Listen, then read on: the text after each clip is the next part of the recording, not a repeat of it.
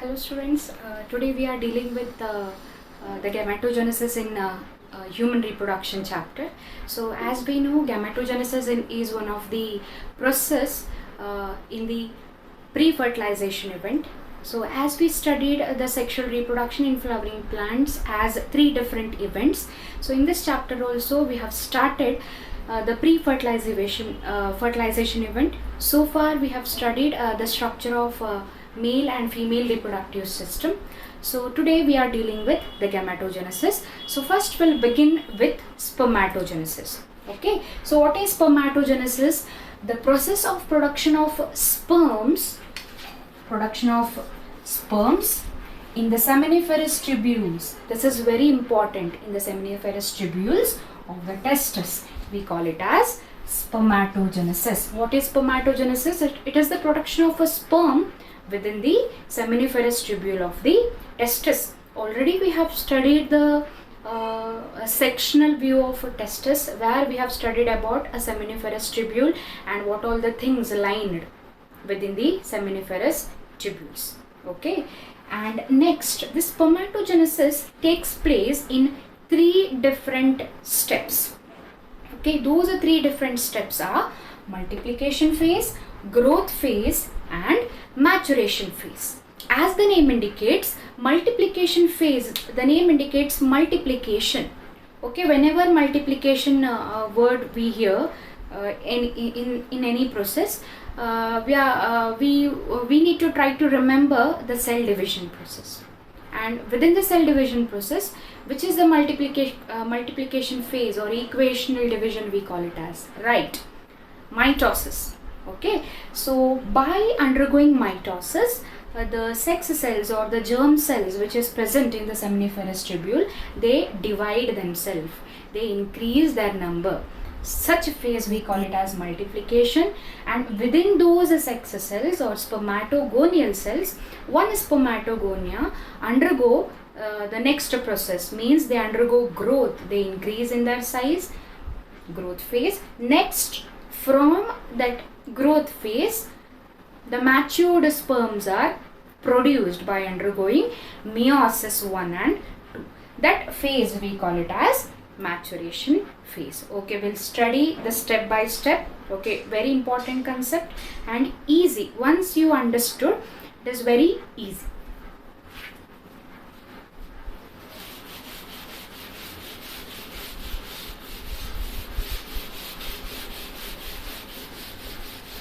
Okay, so we'll begin with the spermatogenesis process. Okay, spermatogenesis. So just focus how I'm going to draw or maintain the structures as well as the name labelings in the same way. Okay, so these are, just consider,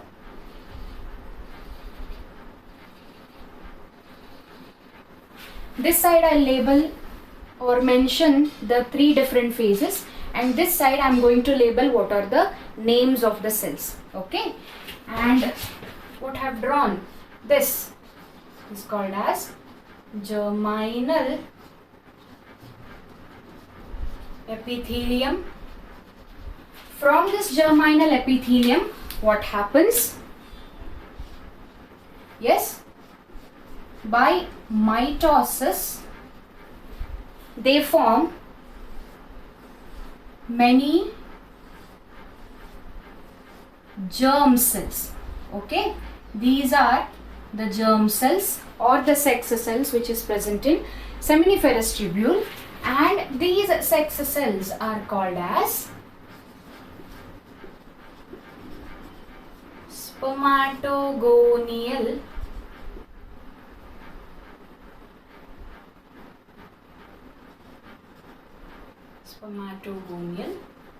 cells, or it is also called as germ cells. And in the same way, we'll write down the ploidy also, like the chromosomal set for it. The spermatogonial cells are always 2n. That is, we are studying this in humans, so hence we know the chromosomal set. set or the genome of the humans. So that diploid set of chromosome is 46, means all these spermatogonial cells are 2n in nature, they are diploid. Okay, so within this spermatogonial cluster, how these are multiplying?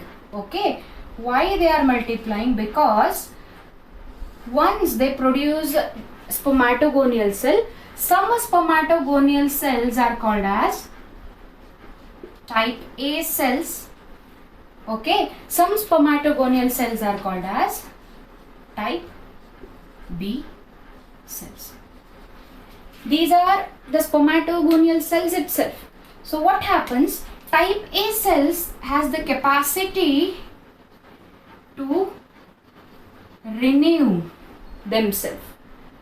By renewing, they multiply and add on the cells in the clusters for the further spermatogenesis process. Because in male individuals, so in man, what happens? The spermatogenesis never stops. Okay, it starts actually after the birth. Okay, at the time of puberty, when they get matured, the spermatogenesis process starts. Once this starts, it will end till their senescence, that is old age. Okay, till their death, they can undergo the spermatogenesis process. For that, they need as much as possible number of spermatogonial cells, germ cells. For such sake, what happens? The type A cells, they have the capacity, they are called as nothing than stem cells. They have the capacity to multiply themselves and add the number of spermatogonial cells. In another way, type B cells, that is, I'll mention this. Type B cells, they undergo the further process. So they undergo growth now. Okay, growth, and they increase in their size. The type B spermatogonial cell, they increase in their size like this. Now this cell is called as, okay, primary spermatocyte, and still it is 2n in number. Okay, this is primary spermatocyte. Okay, now we'll mention here the different stages. So this is now, yeah, multiplication phase, and this phase is called as growth phase. We can write till here multiplication phase. Okay, this is growth phase. What happens? The type B spermatogonial cells, they undergo growth. There is no division. Here is the mitosis division. They multiply their number. Here there is no division, only growth, and they converted into primary spermatocyte. Next, that primary spermatocyte undergo the first meiotic division. Here we can write meiosis 1, because we know in meiosis there are two different subdivisions, meiosis 1 and meiosis 2, right? Okay, they undergo meiosis 1 and they divide into two cells. These two cells are called as, here I label, secondary spermatocytes, and these are, we can mention the ploidy now. Now we can write these are haploid, means N23. The primary spermatocyte is diploid because there is no division. They maintained their number. But the secondary spermatocytes are haploid because they have undergone now meiosis 1. Now from here it has not ended. The the last stage, maturation phase started. Okay, it is not ended, started. I hope this much you understood. The germinal epithelium, the lining, where in the lining we can mention the lining of the seminiferous tubule. What are the two kinds of cells? Okay, one is Sertoli cells and gonial cells, we can name as gonial cells. Sertoli cells are meant for nourishment. They won't undergo spermatogenesis. They only gives nourishment for the developing stages. The gonial cells, as I said, the spermatogonial cells undergo mitosis. They multiply themselves. How they multiply themselves and keep their number? With the help of type A cells. Type B cells, what happens? They undergo the further step, that is spermatogenesis. Type B cells, they undergo growth, they increase in their size and they get converted into primary spermatocyte, which is diploid in number, and we know what is the diploid set in humans, that is 46. Next, this primary spermatocyte undergo meiosis. Within the meiosis, first meiotic division to form two daughter cells. Those two daughter cells are called as secondary spermatocytes. Now they are haploid in nature, means n is equal to 23. So the first is multiplication phase, it is finished. Next is growth phase, and last phase is maturation. It is just now beginning by forming secondary spermatocyte. So there is now further division. Okay.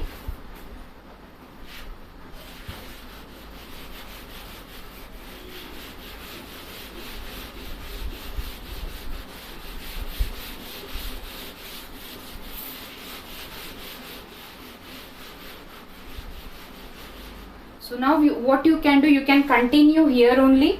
I don't have space, so I am writing above. Okay. So what happens? From these two secondary spermatocyte, so I will draw like this roughly. These are same secondary spermatocytes. From the secondary spermatocytes, there is a further division. That division is meiosis 2. They undergo meiosis 2, means like this. I have written continuation. Okay. And what they form? They form 4 daughter cells now. These are 4 daughter cells. Now these 4 daughter cells are called as spermatids. Okay. And again they are, yes, haploid in nature. Okay, so to understand why they are haploid in nature, recall meiosis process of first year. Okay, yes, they all are haploid. Okay, now what happens? They undergo metamorphosis, or it is also called as differentiation. Differentiation, not a division. Here there is no division. Division ended till this much. Still spermatids form. There is division. Once the spermatids are formed, now they are going to convert the spermatids into the male gamete, that is sperms. Okay. Now by undergoing differentiation, okay, means what is differentiation? We already studied. Okay, the production of a specialized cells, the formation of specialized cells to form the specialized functions, that we call it as differentiation. See, from a single cell, simple single cell, that is spermatids, they are get converted into specialized cells now. These are not a simple single celled structure. They got a tail, they got head, middle piece. So hence there is differentiation. These are now sperms, or sometimes in your textbook it is also called as spermatozoa, which are again haploid in nature. All are haploid in nature, and this conversion from spermatids into sperms by undergoing metamorphosis or differentiation, we call that step as spermiogenesis. Okay, this is very important. Spermiogenesis is the process of production of sperms or spermatozoa from spermatids by undergoing differentiation. It's called spermiogenesis. Whereas spermatogenesis is the whole process, production of sperms within the seminiferous tubule of the testis. Okay, there is difference. In the spermatogenesis, we can see the mitosis, meiosis means cell division. But in spermiogenesis, there is no cell division, there is only differentiation. Okay, and all these are haploid in nature. You need to mention the ploidy also at the same time everywhere. For 1 mark they may ask. Okay, and the steps ends with what? The last step, that is maturation phase. Beginning here. Okay, once the secondary spermatocytes are formed, that is the beginning of maturation phase and ends with the production of sperm. So this is what is called as spermatogenesis. And one more definition you need to study. Soon after the production of sperms, we know there are the seminiferous tubules are lined by the long elongated Sertoli cells.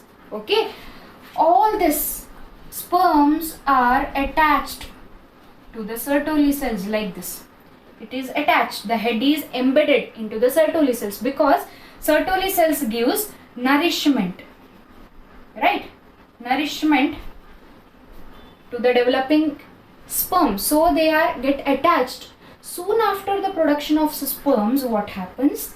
They detaches from the Sertoli cell, like they become free. Okay, they embedded into the space, hollow space at the center called as lumen, right? So this release or detachment of sperms from the Sertoli cells and release of sperms into the lumen, okay, this process we call it as spermiation. Now there are 3 words which are similar: spermatogenesis, spermiogenesis and spermiation. Okay, so we know spermatogenesis, production of sperm; spermiogenesis, production of sperm from spermatids. Okay, spermiation means release of what? Sperms or detachment of sperms from the Sertoli cell into the lumen of seminiferous tubules. We call it as spermiation. Okay, and there are some hormones which regulates all this process. It is very important. When they ask spermatogenesis question, you need to end with regulation. If you are fast in writing, it's better to end with the regulation of spermatogenesis. We'll study the hormonal regulation of spermatogenesis now. I hope this much you have understood.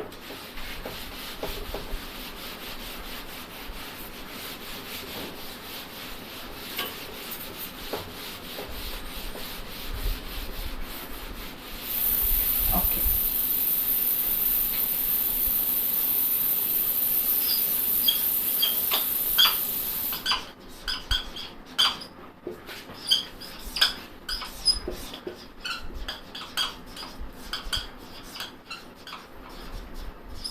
So regulation of spermatogenesis. The regulation of spermatogenesis is usually by the hormones, and these are the hormones which is secreted from hypothalamus actually. Okay, those hormones are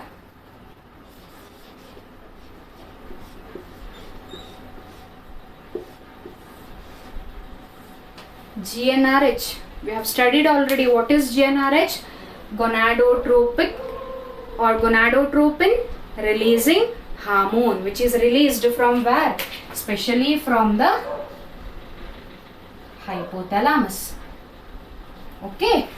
So once they attain puberty, puberty means maturation. When the male individuals attain puberty, there is increase in the production of gonadotropin releasing hormone in the hypothalamus, which stimulates, okay, which stimulates pituitary gland. Okay, this increase in GnRH stimulates the pituitary gland to produce the pituitary hormones called as gonadotropins. Gonadotropins, those are LH and